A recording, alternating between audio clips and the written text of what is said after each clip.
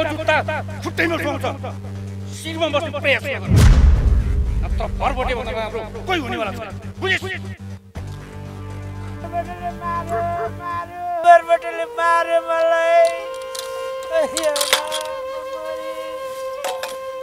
गुहार गुहार गाउँले हो मलाई मार्यो बरबटेले मलाई मार्यो यार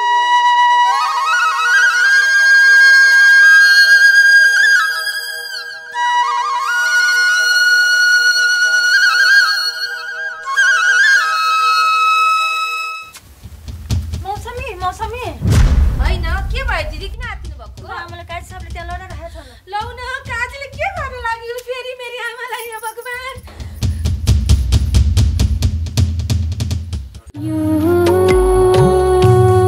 कस्तो भाग्य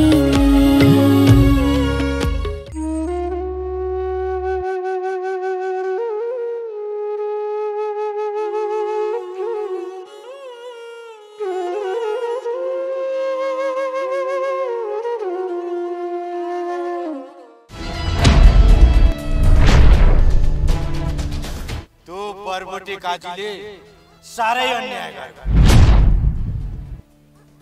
अब त्यो बरबटे काजीको अन्त्य हुने समय आयो शारदा बाबु तपाई ढुक्क हुनुहोस् आशबहादुर अब यो गाउँमा आइसक्यो अब यो आशबहादुर आएपछि यो गाउँलेहरूले कसैले आश मार्नु पर्दैन भन्छन् नि मान्छे पानी पनि धेरै उम्लो पनि पोखिन्छ भनेर साँच्चै नै अब त्यो बरबटे काजी पनि पोखिने समय आयो शारदा बाबु तपाई पिर नगर्नु अब यो आशबहादुर यो गाउँमा आइसक्यो अब कसैले आश मार्नु पर्दैन आशबहादुर बाबु त्यो पापी काजीले मेरो छोरालाई पनि काम लगाइदिन्छु भनेर कहाँ बेपत्ता बनायो मलाई पनि यस्तो हालत बनायो लौ न बाबु मेरो छोराको पत्ता लगाइदिन्न शारदा बाबु तपाईको छोराको अवश्य पत्ता लाग्छ तपाईको छोरो जहाँ छ राम्रै ठाउँ होला धन्न नमान्नुस् त्यो काजी आमाको कोही छैन भनेर आमालाई कुटेर यस्तो हालत बनाउने त्यसलाई छोड्नु हुँदैन बुझ्नुभयो त्यसको करङ सरङ भाप्नुपर्छ हो छोड्नु हुँदैन त्यो काजीलाई त ठिक पार्न पर्छ हामी सबै मिलेर बिचारा यस्तो अस्वस्थ आमालाई कुट्ने त्यो काजीको कत्रो हिम्मत सारा समाजको दायित्व बोकेको मान्छे झन् यसो गर्नुहुन्छ यो काजीले महिलाको त झन् सम्मान गर्नुपर्ने तपाईले अब के गर्नु पर्यो यो काजीले अति अत्याचार गर्यो म एक्लैले गरेर त्यो बरबटे काजीलाई केही हुँदैन तपाईहरु सबैले मलाई साथ दिनुस् म त्यसमा अग्रसर भएर जानेछु हो हामी साथ दिन्छौँ तपाईलाई आमा हजुरलाई के भयो आमा के भयो आज हजुरलाई यस्तो त्यसले हजुरको टाउकै फुटाइदिएछ आमा आमा अस्ति पनि त्यसले मलाई हात हाल्न खोज्यो बुबा हजुरलाई पनि लडाइदियो धन्न हजुरको ज्वाइँ भएर हामीलाई आमा केही भएन आमा हजुरलाई पनि आज यस्तो गरेछु आमा आमा आमा मलाई माफ गर्नुहोस् मैले हजुरको लागि केही गर्न सकिनँ म जस्तो छोरीलाई धिक्कार छ मैले हजुरको लागि केही गर्नुपर्छ आमा हिँड्नुस् मसँग हजुर मेरै घरमा हिँड्नुस् जान्न छोरी म जान्न तेरो दुखी कर्ममा दुःख थप्न म जान्न बाबा शारदा बाबु तपाई छोरीकै घरमा जानुपर्छ तपाईको सम्झिनालाई सम्झाउने जिम्मा मेरो भयो हिँड्नुस् बिस्तारा बिस्तारा भाउजू बिस्तारा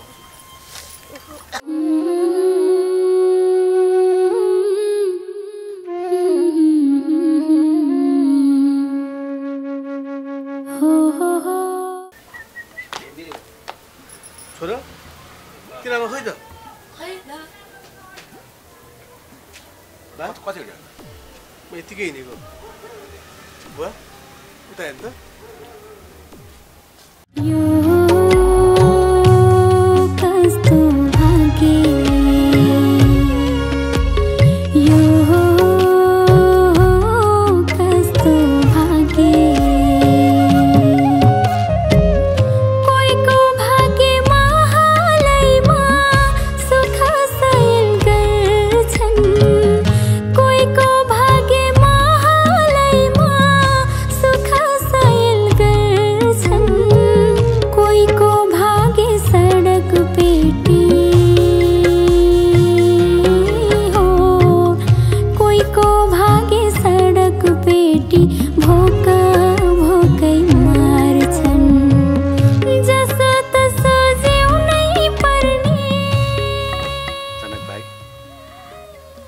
सासू भनेको नि आमा समान हो उहाँलाई इज्जतका साथ तिमीले राख है तिमीलाई साह्रो गाह्रो पर्यो भने मलाई सम्झिनु र सादा बाजु बस्नु होला यहाँ चाहिँ आराम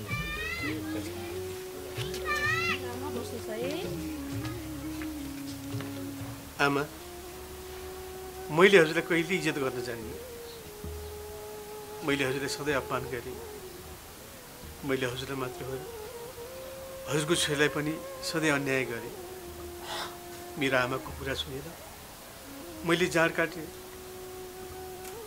मैले जाँड खाएर तपाईँको छोरीलाई कति कुटे कति अन्याय गरेँ आमा मलाई अब माफ गर्नुहोस् म अब सही बाटो हिँड्छु आमा तपाईँले अब कहीँ बस्नु पर्दैन मसँग बस्ने मेरो घरमा बस्ने त्यसैले अब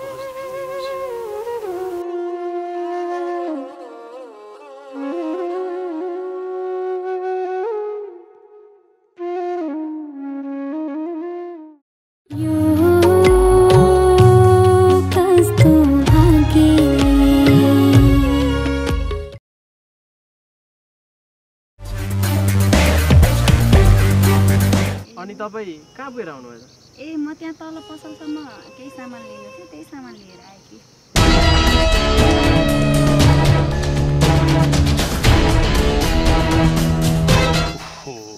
यो कल्पनालाई जति भन्दा पनि लागेन केही गरी यो कमलले फकाएर भगायो भने त मेरो इज्जत कहाँ पुग्ला बरु यसलाई मार्दिनु पर्यो खेलै खत्तम तर मैले त्यस्तो गर्नु हुँदैन ठन्डा दिमागले आइडिया लगाउनुपर्छ अनि मात्र सबै काम बन्छ ए सामान लिएर आउनु भएको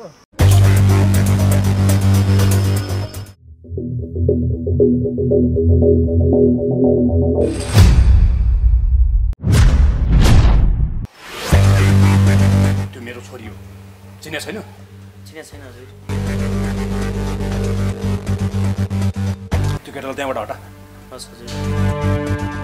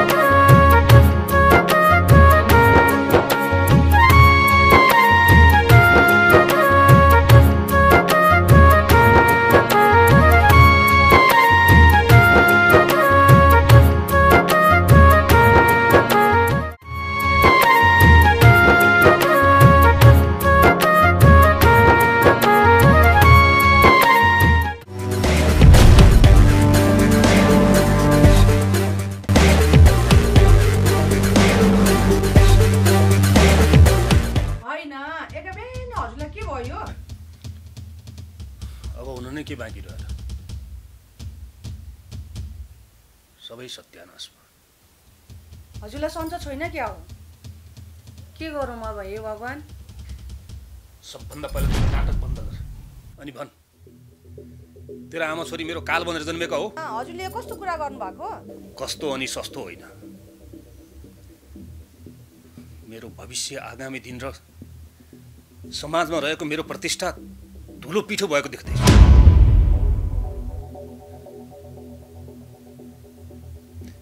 दीर्घायु हुनको लागि मनमा शान्ति चाहिन्छ, तर तेरो आमा छोरीले गर्दा म र मेरो भविष्य अनि मेरो अस्तित्व कहाँ गएर बिलाउने हो केही थाहा छैन।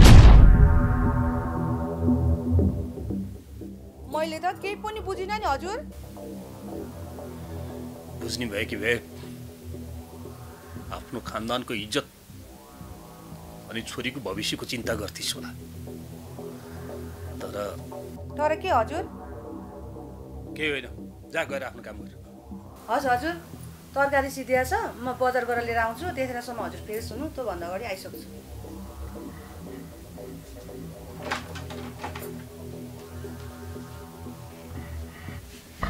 टोटल दिमाग खराब गरेर फ्रेस हुनुहुन्छ क्रिया चरित्र।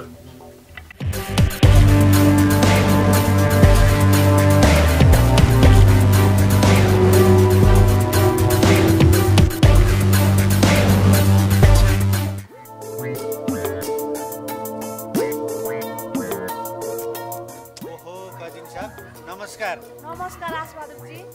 टाढै पुगेर आउनुभयो? कहाँ टाढा जानु छ र? तपाईँ त होइन, तपाईँको काजी चाहिँ नि केही दिनमा टाढा जाँदैछन्। तर उहाँले त यो विषयमा मलाई केही भन्नु भएन। भन्ने कुरा होइन उहाँले, त्यो त उहाँले गरेर देखाइसक्नुभयो। सारा गाउँलेलाई थाहा छ, तपाईँलाई थाहा छैन? एकै घरमा बसेर पनि उहाँले शारदा भाउजूलाई अन्याय गर्नुभयो। अन्याय मात्रै होइन, असहायलाई हमला गर्नुभयो। सारा गाउँले एकजुट हुँदैछन् गजिनी साहेब, अति गर्नु अत्याचार नगर्नु, जसको सजाय स्वरूप लामो समय जेल जाने सम्भावना छ उहाँलाई। के भन्दै हुनुहुन्छ तपाईँ? सम्झाउनुहोस् गजिनी साहेब काजीलाई एकचोटि। न त काजी रहन्छन्, न त वर्षौँ पहिले खरानी भइसकेको गज्जै रहन्छ।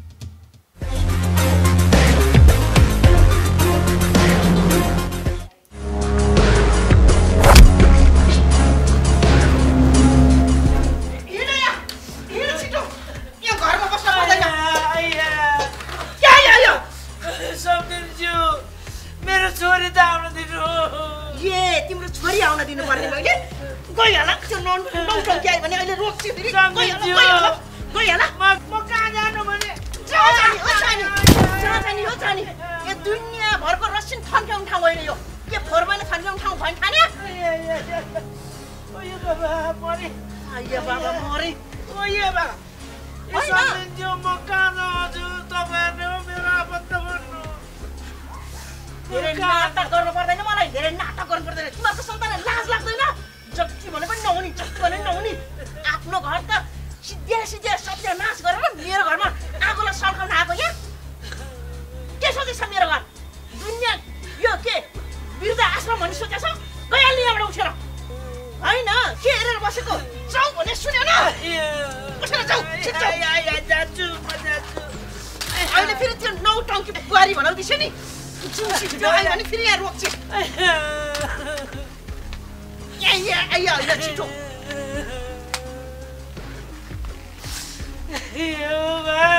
मेरो कस्तो भाग्य।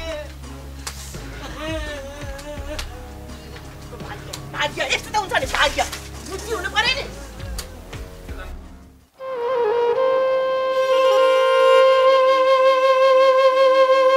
आमा कहाँ जानु भएको तपाईँ? रामोसँग तपाईँलाई ठिक पनि भएको छैन। अनि त्यो मौसमीलाई के भएको? यस्तो बेला आमालाई जानु दिने? मौसमीलाई केही पनि थाहा छैन। म बसेर हजुरको घरमा सधैँ अशान्ति भयो। मलाई जान दिनुहोस् बाबु, म आफ्नै बाटो जान लागेको। आमा मलाई तपाईँ नढाडिकन भन्नुहोस्, मेरो आमाले तपाईँलाई केही भन्नुभयो? केही भन्नुभएको भए मलाई भन्नुहोस्। मलाई कसैले केही भनेको छैन बाबु। आमा तपाईँ कहाँ जाने के? तपाईँको जाने ठाउँ कहाँ छ ल भन्नुहोस् त। मलाई नसोध्नुहोस्, म भाग्यले ठगिएको मान्छे। मेरो भाग्यले जहाँ पुऱ्याउँछ म त्यही जान्छु। तपाईँ कहीँ जान पाउनुहुन्न, तपाईँ यहीँ बस्नुहोस्। बिन्ती छ बाबु, मलाई जान दिनुहोस्।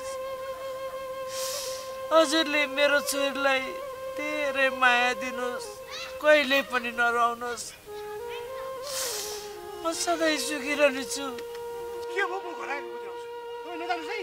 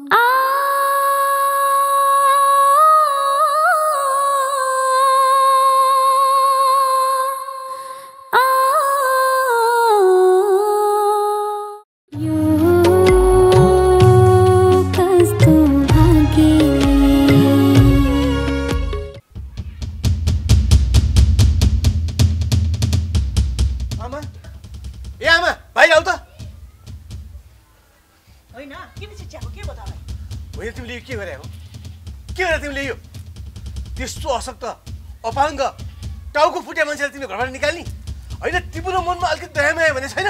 के गरेर तिमीले यो? हेर हेर हेर यो जोइ टिक्रे होइन, तैँले आज रक्सी खानु भ्याइनस्? नखाइकन आएछ क्या? खै आइज त मुखसुङ अचम्मै भयो त। आज त यसले नखाइकन पो आएछ त। रक्सी खाएन भने त तैँले बेसर बेसरको कुरा गर्छस्, रक्सी खाइस् भने मात्रै सुरको कुरा गर्छस्। हेर जनके, तेरो सासूलाई यहाँ राख्यो भने ती बरबटे काजीले के गर्छन्, हाम्रो के हालत बनाउँछन् सोचेको छस् तैँले कहिले? के गर्छ त्यो बरबटेले? त्यसलाई मैले नचिने हो? त्यो बरबटे काजीले तेरो सासूको घर उठीबास लगाएको बिर्सिस्? बरु ल यो पैसा लगाएर त रक्सी खा। खा खा जा। के हेरेको जा न।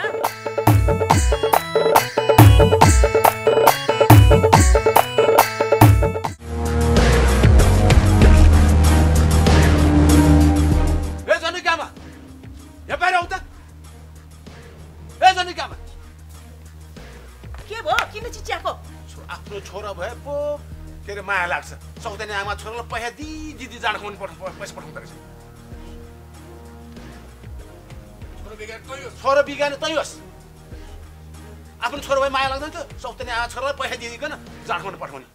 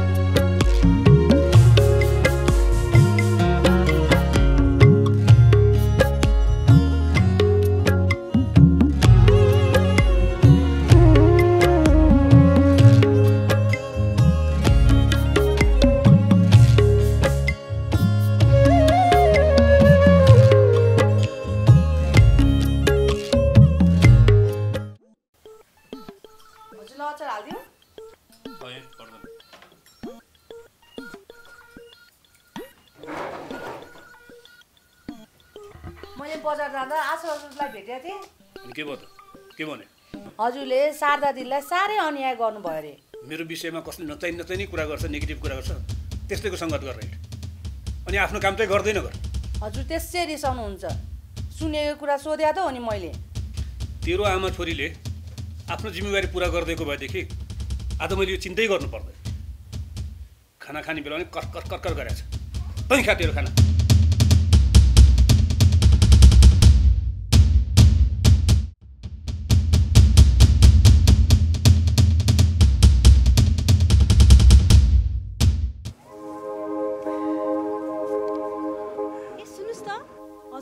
मान्छे हो मेरो मतलब हजुरको घर यतै हो?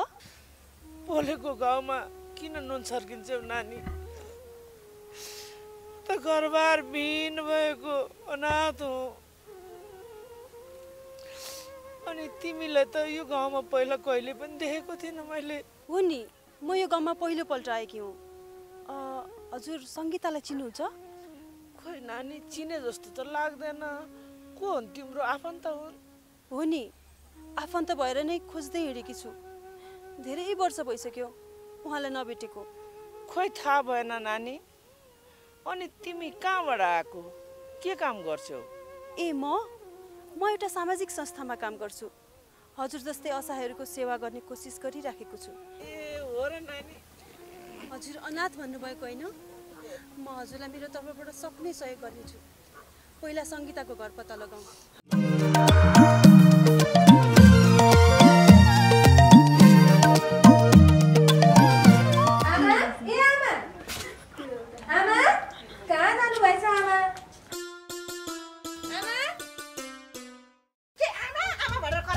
हजुरले आमा कहाँ जानुभएको देख्नुभयो? तेरो आमाको गोठालो हो म।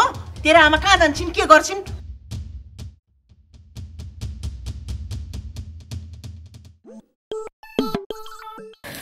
काका, हजुरले आमालाई देख्नु भएको छ त?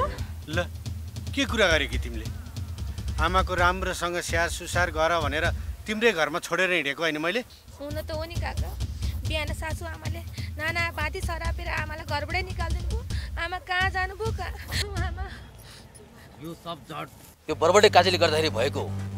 मौकामा चौका हान्नुपर्छ। हेर्नुहोस्, हजुरको गुमेको राजनीतिक प्रतिष्ठा हासिल गर्ने बेला यही हो। ठीक भनिस् ट्याम्के।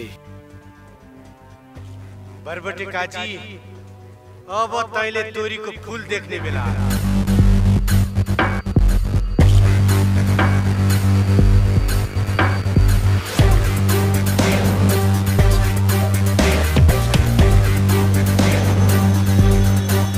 हेलो इन्सपेक्टर साहब, नमस्कार। तपाईँसँग मैले केही सल्लाह गर्नु छ। हुन्छ, म अहिले आएँ।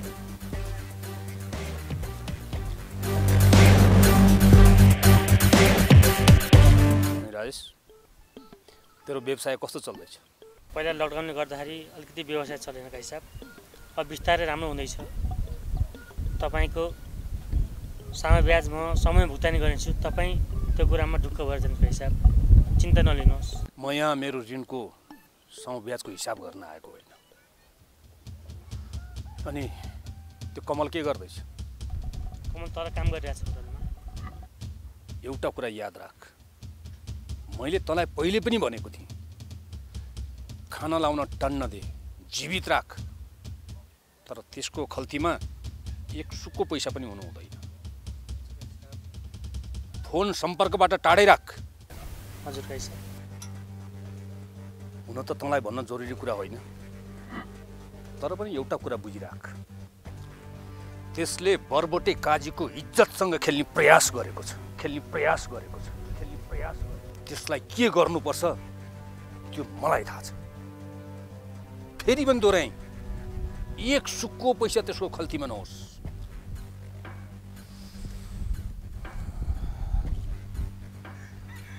अहिले मेरो त्यहाँ जिल्ला प्रशासनमा अलिकति काम छ, त्यो सकेर फेरि पछि आउँछु। कुरो बुझिस् होइन?